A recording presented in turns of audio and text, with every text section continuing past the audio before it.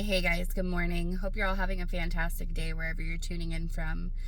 So, today is going to be just a mix of me doing a whole bunch of things that I need to get done around the house and running errands, etc., etc. And I figured I'd take you guys along for the ride. I just got my daughter dropped off at daycare, got my caffeinated beverage from Scooters. And first thing on my list is to deal with my bunny drama saga. Now, for those of you that have tuned into my other videos, we have 3 bunnies named Hershey, Loki, and Brownie, all males. And whenever I got them, I took them to the vet because I thought one of them was a girl. So they've all been sexed, they've all been proven to be male. And the vet kind of let me know, since they were all siblings, they may be okay to be housed together. But if they start showing any signs of, aggressiveness, that it would be good to either fix them or to separate them. So I don't really want to get all of them fixed too bad. To fix bunnies in my area, it's not cheap. So unfortunately, I think that one of them is going to have to be separated. The smallest one, who's chocolate, his name's Hershey. The other 2 have been picking on him, and I feel terrible. They keep pulling out his hair and biting him. So I am at Baumgart's at the moment. He's going to get a completely new rabbit palace of his own that I know he will love and enjoy. And then, so I think I'm going to keep the other 2 together for the time being and just kind of see how it goes, I guess. If they all have to be separated individually, that's totally fine, but hopefully not. Hopefully 2 of them can stay together so I don't have to have 3 indoor rabbit cages, but it's okay. We'll accommodate it and make it work, however, because we do love them and I don't want any of them to be bullied or picked on. So that's my first stop. I got to get Hershey his own new cage, and then we are going to go home and get it set up together. I had to separate him last night from the other 2 of them, so he's in a pet taxi. I'm sure he's eager to get out and get into his new enclosure. And then we are just going to piddle around the house and do some things together. I want to get some canning projects done. I have cookies to make. I have just a variety of different things. There's stuff out in the garden that I could be doing. Just anything and everything you could possibly think of, I could probably get to and get done at this point. So hopefully you guys enjoy this video. It's just going to be a smorgasbord of a bunch of different things. So if you need something to listen to while you're trying to get things accomplished, hopefully this gives you some motivation or encouragement, whatever it is you're searching for today. So, okay, got the goods. So hopefully Hershey is happy with this. Let's go home and get it set up. Okay, so this is what I was able to find at Baumgart's. It's like a rabbit starter kit, and it comes with a bunch of stuff that I already have, but this was the only option for a smaller cage, so this is what I got. So they do have a big, like, fenced-in enclosure outside, too, so they're definitely not, like, always cooped up in their cages, and we get them out pretty frequently. But just for the time being, while they're inside and needing to be separated, I just went ahead and got one that was big enough to accommodate Hershey, because these rabbits are Netherland dwarfs, and they don't get bigger than, like, 2 pounds, so he doesn't need, like, a humongous inside cage. So this will do him just fine, just enough to be separated from his brothers who are mean to him. So I'm going to go ahead and get this opened and get it set up.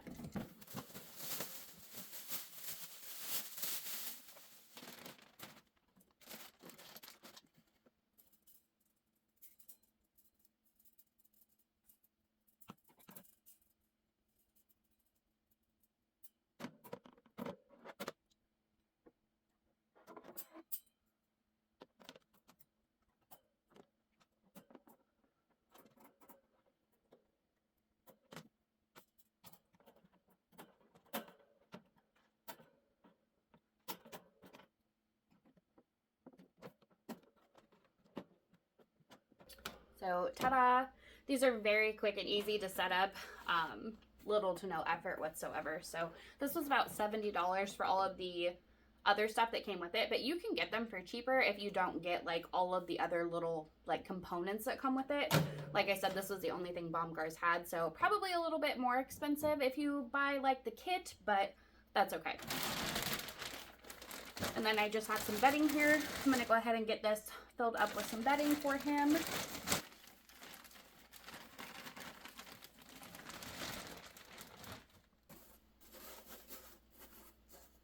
Now, I'm not going to go absolutely crazy on the bedding because I have guards that I am going to order off of Amazon. Like, these guys' cage up here has guards around the entire perimeter because bunnies are very messy. If you have been thinking about getting inside bunnies, I would recommend it because they're awesome, but they are so messy.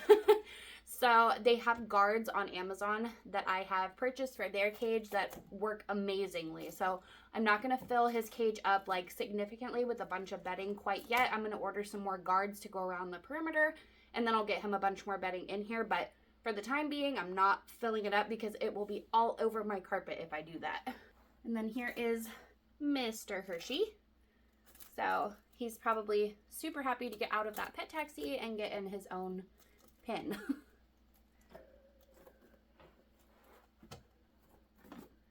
Okay, so this one did not come with a wire for the water bottle. Thankfully, I always save these. Like, I went through many different types of them, so I have an extra one. So I will get his water up and just use the wire that I already had. So there's that. Okay, so he is all set up. He's still got some food that was in here with him from last night, and I'm going to go ahead and get these guys' cage cleaned, and then we will move on to some of the other things that I have in my house that I need to get done. But for now, Hershey is bully free and doesn't have to worry about anything.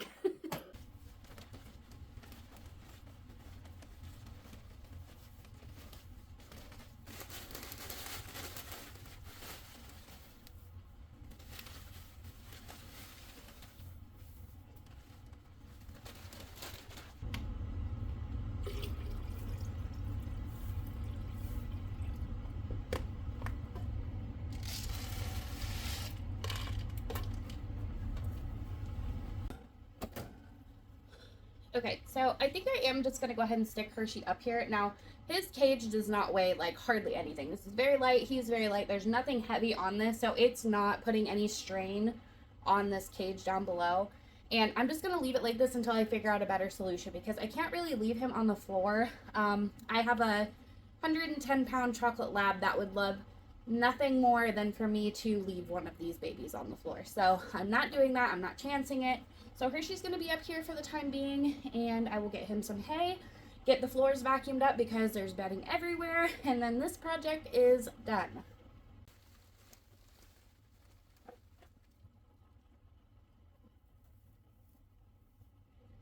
Hello. Okay, so the next thing I'm going to get rolling on is dinner. Now, I'm going to go out and go through the freezer and just kind of sort some things out because I need to do that anyway, but I'm thinking chicken enchiladas. That sounded really good and it's pretty simple. So I went ahead and grabbed out some enchilada sauce and some green chilies. I'm gonna go grab some pre-shredded chicken. I buy like full rotisserie chickens all the time from Walmart. If you go at about like, I don't know, I would say maybe like 2 to 3 o'clock, you can get a full chicken, like a full rotisserie chicken for like $2 at my Walmart anyway. So I buy a bunch of them and I tend to go grocery shopping at that time. So they're doing the switch over from lunch to dinner, and I get them and I pre-shred them so I can use them in tons of different chicken dishes. So that's what I'm gonna do. I'm gonna go out and grab some of those, go through the freezers just really quick because I have kind of fallen behind on that. So I'm gonna go through there, see what we have, and then come back in here and get started on that. So I'm gonna bring you guys in here with me. I don't wanna keep the door open too long, but I brought a list out. There's definitely some things in here that I know I need more of. And I kind of am just gonna do like a quick glance at things that I have and jot down things that I know that we need to get more of. I'm also gonna go ahead and pull some things out of the freezer to be de-thawing for the weekend and next week for like meal prep, lunches, suppers, that sort of thing. Okay, so first and foremost, these Kibasca sausages, I usually keep a ton of those on hand. So I'm gonna write some of these down. I think I am good on sausage, although we do use sausage in a lot of recipes. So definitely I'm gonna get some more of these. Bacon is on the list. Hot dogs, I'm probably gonna go ahead and buy some more prepackaged lunch meat. And then down here, marinated meats. So I'm gonna go ahead and pull like barbecue spare ribs. I buy the big pack of ribs at a time and divvy them out into portions, like probably, so maybe like 6 or 7 each a bag, and then I have multiple meals out of one pack. So I know for sure I'm going to take this out because I can make it for dinner this weekend. And then like here's all the corn that I processed this year.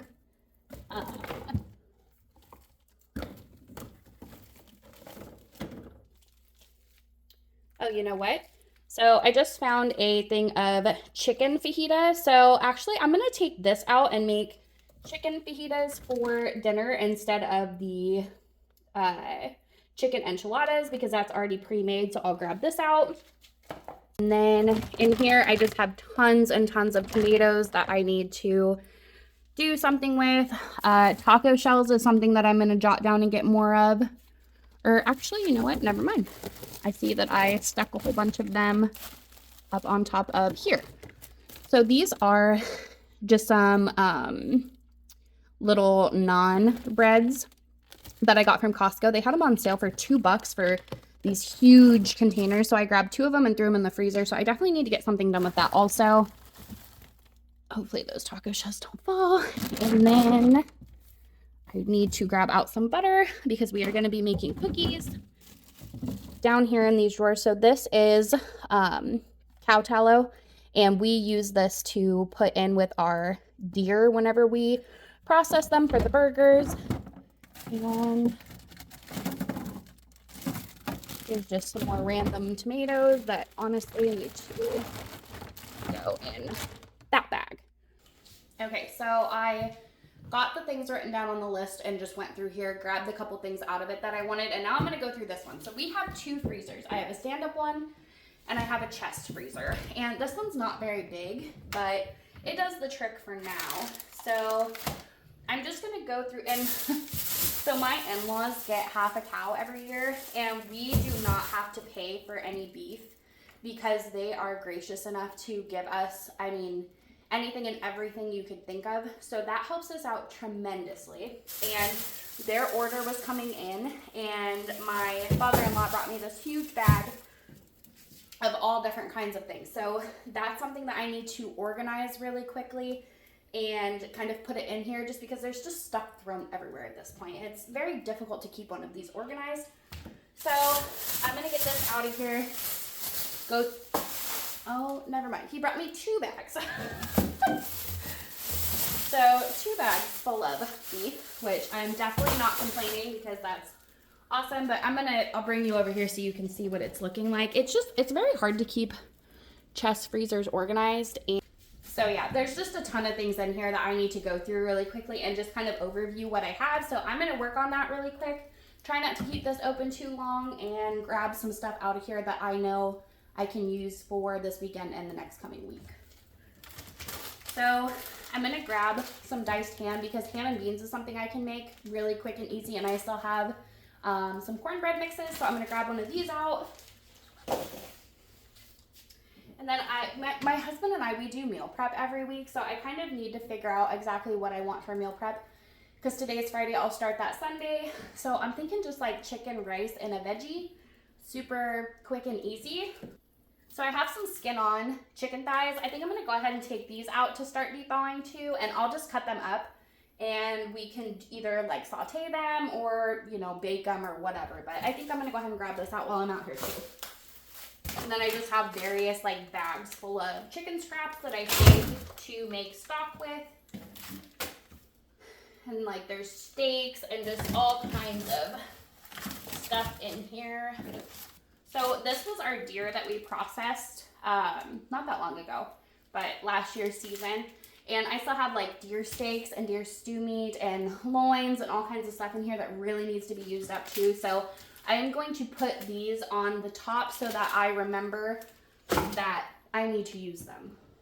And then something else I'm going to do. So my husband and I, we processed 2 deer last year, and he ended up getting a really nice buck, but in our opinion, the buck just tastes like, it just got a lot of testosterone in it, and it tastes really gamey compared to the doe that we got. So the burger from the buck is not our favorite. I think what I'm gonna do is grab a couple of deer burgers out of, not like the burger patties, but I have like slips of deer burger meat. And I think I'm going to can some of that up for the dogs because we don't really prefer it and I don't want it to go to waste, but I know my dogs would love it in their dog food.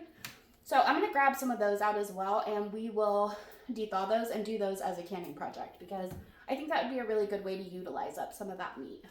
Okay, so my father-in-law brought me a bunch of more hamburger, and then some steaks and roast. So what I'm gonna do is I'm just gonna take all of the hamburger that was in between the 2 bags, and I'm just gonna set them in a Walmart bag right in front so that they're separated out.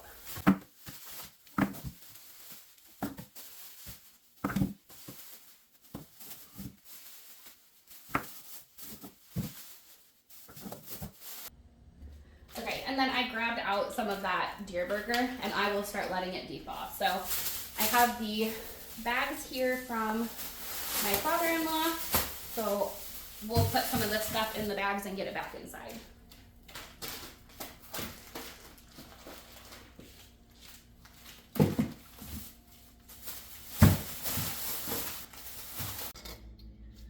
Okay, so I got all of that stuff back inside, put it in the sink to be de-thawing, and then I'm gonna start working on a couple canning projects that I need to do. So in order for me to put all of this stuff in the fridge after it de-thaws and kind of be able to use it as the week goes on, I need to clear out some fridge space. So I have some corn still that I need to do something with.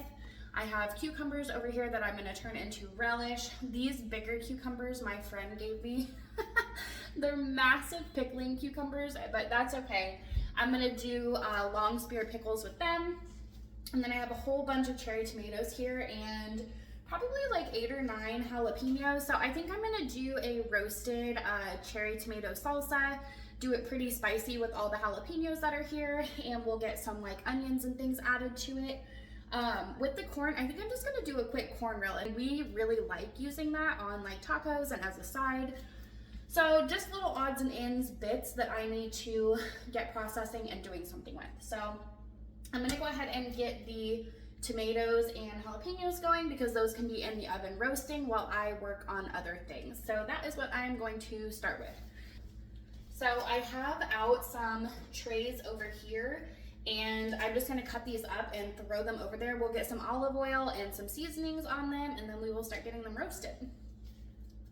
Now I made this the other day and did like corn and fresh lime and chili powder in it, and it was so good.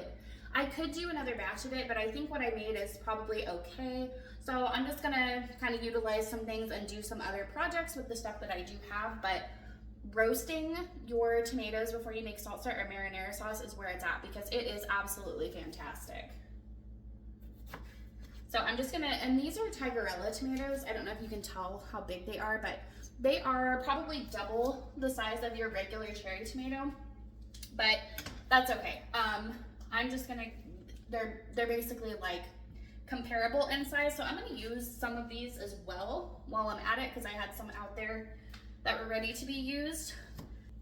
Very sweet, and whenever they ripen, they are incredibly pretty. I don't know how well my camera will pick up the stripes on them, but they're very pretty and these need to be used up.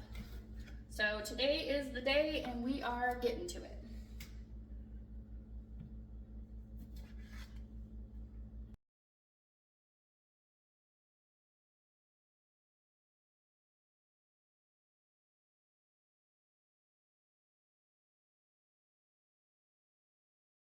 All of the tomatoes done. Now I'm just gonna go through and cut these jalapenos. I'm gonna go ahead and leave the seeds on because this is supposed to be spicy, but if you don't want it as spicy or you want to try and make a recipe similar, just take the seeds out.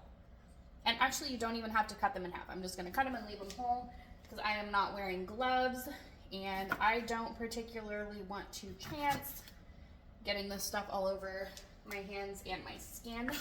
That one had a bad spot on it, so I'll just cut that one off.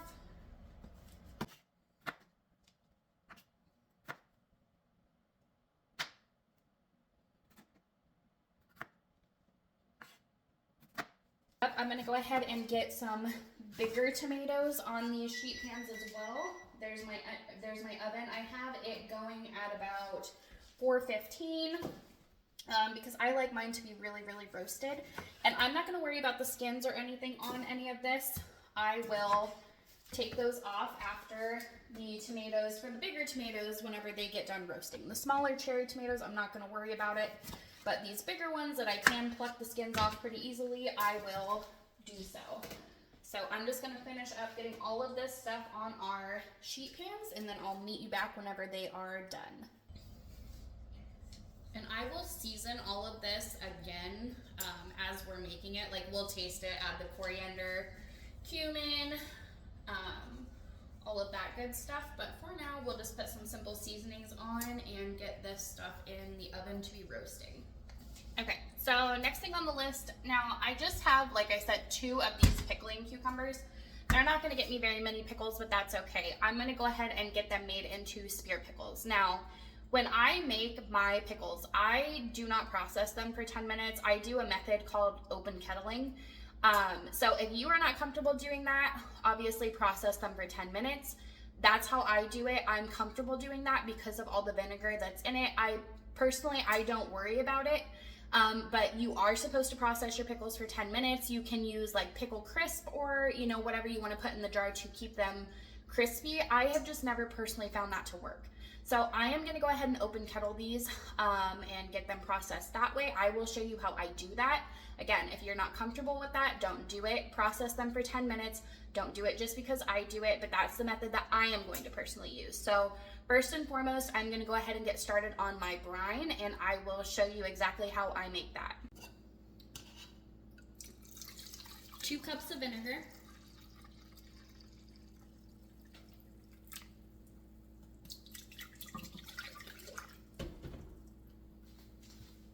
1 cup of water.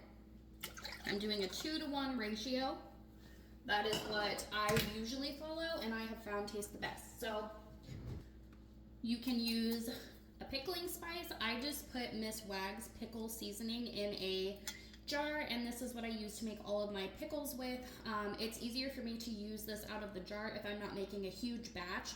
Instead of using the whole packet, I just spoon some of this in if I'm making smaller batches.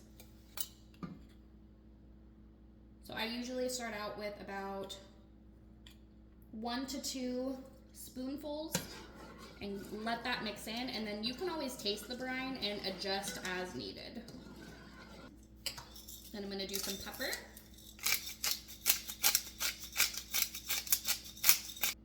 And then I'm going to do some homegrown, home dehydrated dill.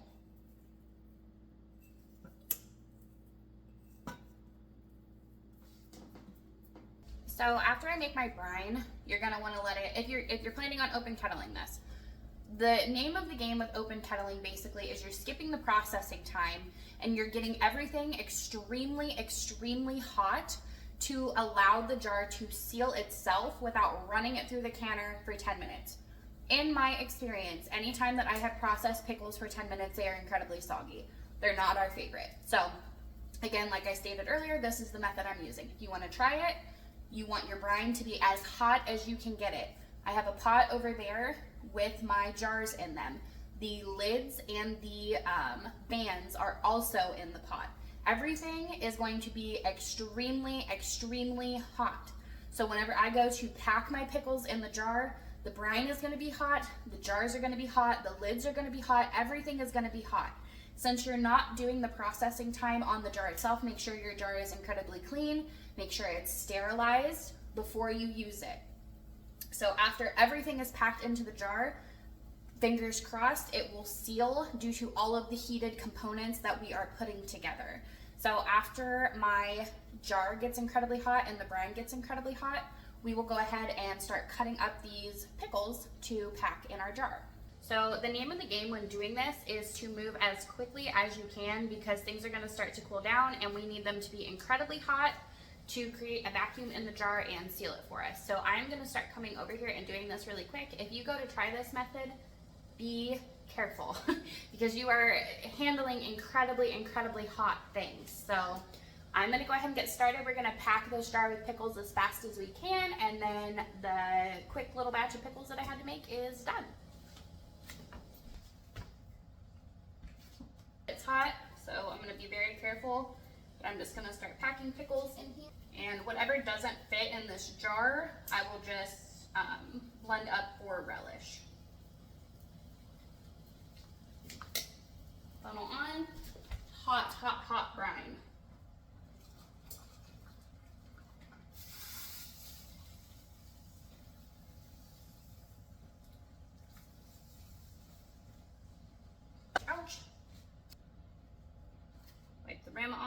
I'm not gonna worry about deep bubbling this so much because the pickles, I didn't pack them super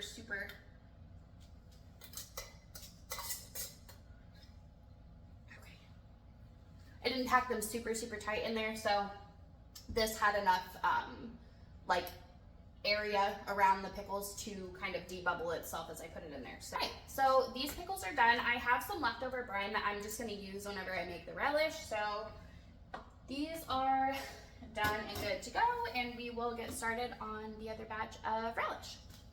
These desperately need used up, and relish is like the easiest way to use them. So how I do it,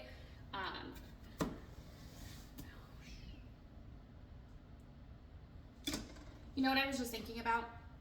So I put these in the food processor with the seeds in. You typically don't want seeds with relish, but since it's just a couple pieces, I'm not gonna get too fussy about it. But for the rest of the cucumbers, basically what you wanna do is you wanna cut your cucumber in half, and you're gonna wanna scoop out all of these seeds. So I'm gonna scoop out both of these really quick, and then I'm gonna cut them up and I'm gonna put them in my food processor. Okay, so got that one all scooped out, and then I'm just gonna cut it into like little chunks and get that going in here. And I'm just gonna repeat that process for all of those over there as well. Okay, so not all of them fit, but in batches, basically what you're gonna do is you're just gonna hit pulse, and you're gonna pulse your cucumbers to the consistency of relish that you would like. Now, I like a finer chop. Some people like bigger chunked relish diced. Like you could use a dicer to make your relish. I just think it's easier in the food processor. So I'm gonna blitz all of these up really quick. I'll blitz those up, and then we'll move on to the next step. Okay, so next up, just grab yourself a bowl that you can put the relish bits in.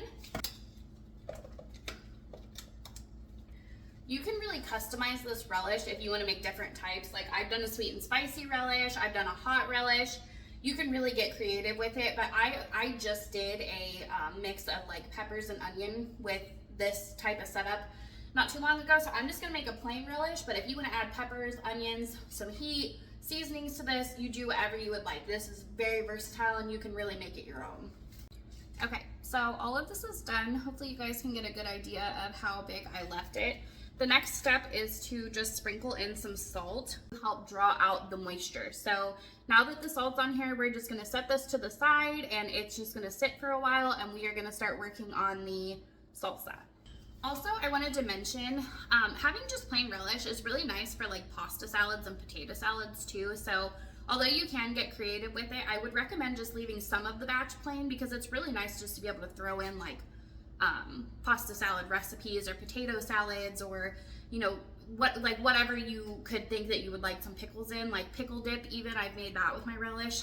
Like the pickle wraps, you can make a pickle wrap dip with the relish and cream cheese and like diced up ham, and it's phenomenal. All right, so now for the salsa, I'm gonna start taking all of the roasted tomatoes, onions, and peppers and blitzing them up in the food processor. And then I just went ahead and rinsed out the pot that I used to make the pickles with, to heat the jar up with. I just went ahead and rinsed it out, and I'm just gonna reuse it. I rinsed out my food processor so that I can kind of cut down on dishes. So I'm gonna go ahead and start getting these loaded up, and we'll get the batches in the pot. And try to leave as much juice on the tray as you possibly can, if you can help it. I mean, if you get, I almost forgot to put the blades back in. I wouldn't have gotten very far without them. But yeah, if you can help it, try to leave as much of the juice on the trays as you can. And be careful, because depending on how long you let this cool, it's still probably going to be quite hot. And I said I was gonna peel the skins off. I'm making salsa, not tomato sauce, so I was kind of like getting the two confused. I usually don't peel the skins off whenever I'm making salsa, so I'm not gonna worry about it. If you think the skins on your tomatoes would bother you in your salsa, then go ahead and peel them off.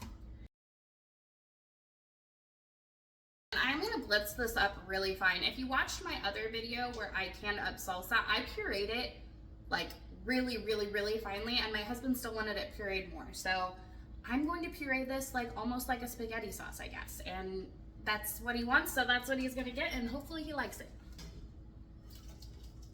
What are you guys? Are you guys a chunky salsa person, or are you a pureed salsa type of person? My husband always used to be a chunky salsa person, and now all of a sudden he wants everything pureed. But that's okay. There's all of our onions, and this smells so good. I think this is going to be absolutely delicious. And I did add quite a few more hot peppers into this because my husband does like spicy stuff. So hopefully it's got a good kick.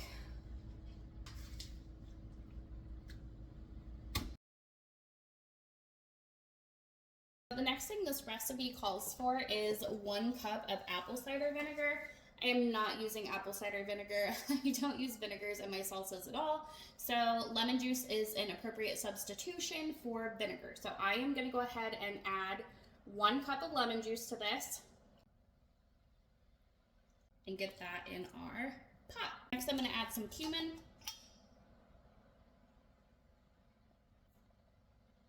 A little bit of coriander.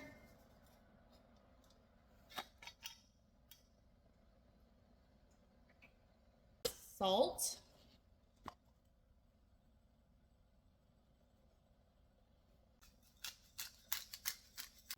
If I had garlic, I would add it, but I don't. So I'm gonna add some onion powder. We'll give this a stir. I also don't have fresh cilantro. I don't know what I was thinking, but that's okay. My husband's not like a huge fan of cilantro anyway, so he will not be mad if I leave it out of there.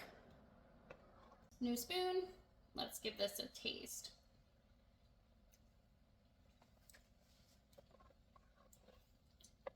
That's actually really good. It's pretty spicy, but really good.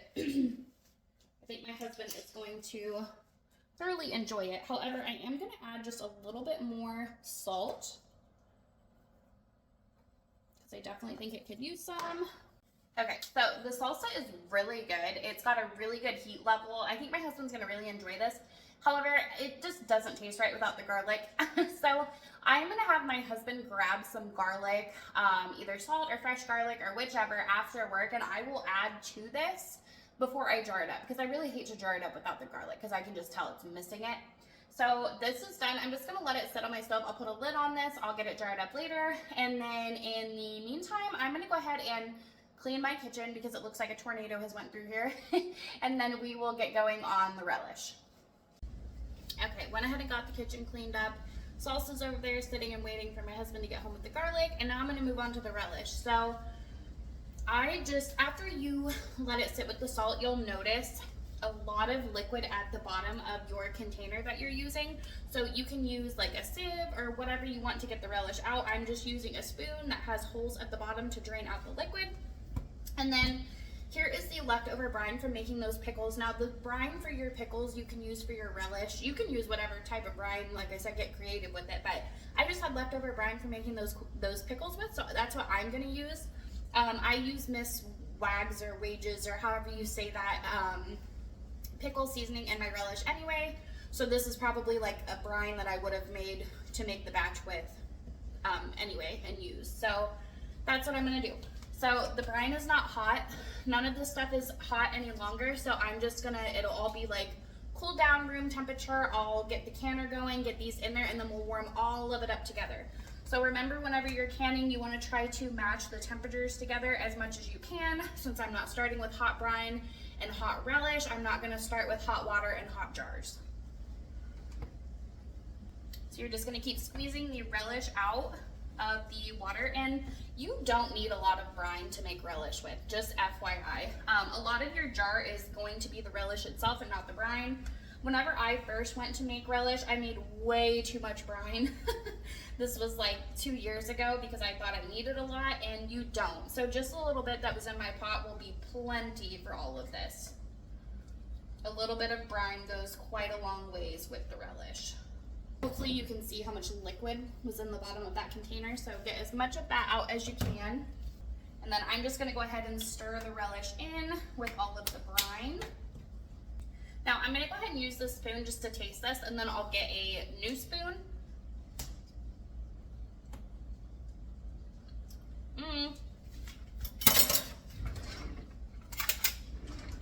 Okay, that's super delicious.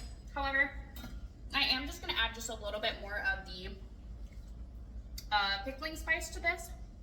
Although it does taste great, I just want it to have just a little bit more of a punch of that flavor. So get that mixed in, and then we will start filling up our jars. I went ahead and grabbed a bunch of jars from downstairs. I didn't know how much relish it would make. I mean, this is quite a bit, honestly, more than I thought I was gonna get. So the rest of them we'll just save for the corn relish canning project that we're gonna do. So I'm gonna get some of these out and start filling them up. I went ahead and rinsed all of the funnels, rewashed them, all of the stuff that I used from the salsa. So we are gonna fill these up with a 1/2 inch headspace, and they are gonna get processed for 10 minutes. And I'm gonna do one of the bigger jars that I have out, and then a couple of the smaller ones if I can get enough to give away for gifts and things. Okay, so there's one jar down, and it kind of makes its own like brine as you fill it, because you know you can't squeeze out all the liquid, so it does work out really good. So one jar down. Doesn't that look pretty? These turned out so cute. Okay, so I'm just gonna keep going and getting these filled up, and then I'm just kind of using my spoon to like debubble as I go. Now, if you wanted to do a sweet relish, also you could add sugar to this and do like a sweet dill relish, but I'm not a big fan of sweet relish. My husband likes sweet pickles, but like sweet relish, we don't really care for that. Okay, so I'm just gonna go ahead and get all of the rims wiped off really good with just a paper towel.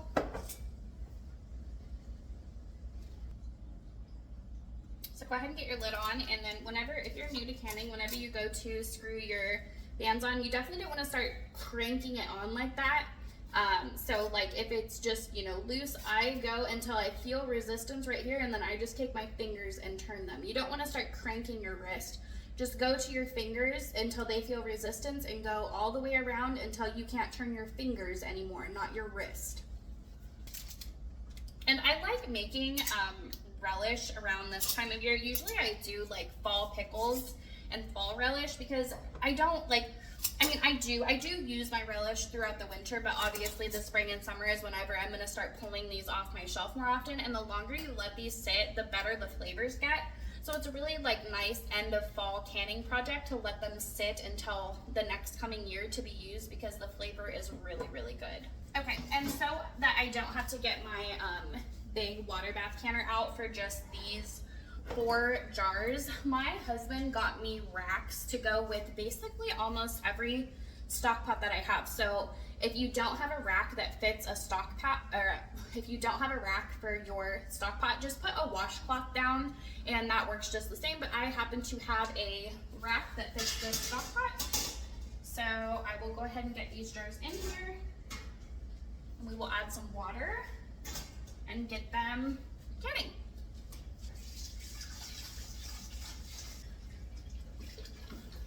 Okay, so again, make sure you have 1 inch to 1.5 inches of water covering your jars, and then my oven is on high. I'm gonna go ahead and put the lid on this, and when this comes to a rolling boil, we will start the timer for 10 minutes. All right, guys, so I got the relish out. It processed for 10 minutes. All is good. These pickles that we did together sealed, so that's awesome. Hopefully all of these seal as well. And then I am going to can up the salsa whenever my husband gets home with the garlic, and I will end this video off with me getting that processed. But for now, I think I'm going to go ahead and break this video up for you guys. So stay tuned for a part 2. We are going to can up some of that deer meat for the dogs, because I think they're really going to like that. We're going to do some corn relish together. We're going to make the cookies, and we will probably go out and do some stuff in the garden. Now, I'm not sure if I will get to that. Hopefully I will. We'll see how the day goes. So anyway, as always, guys, thanks so much for watching. Like I said, look out for part 2 where we finish up the rest of this project-oriented day together, and I will see you next time.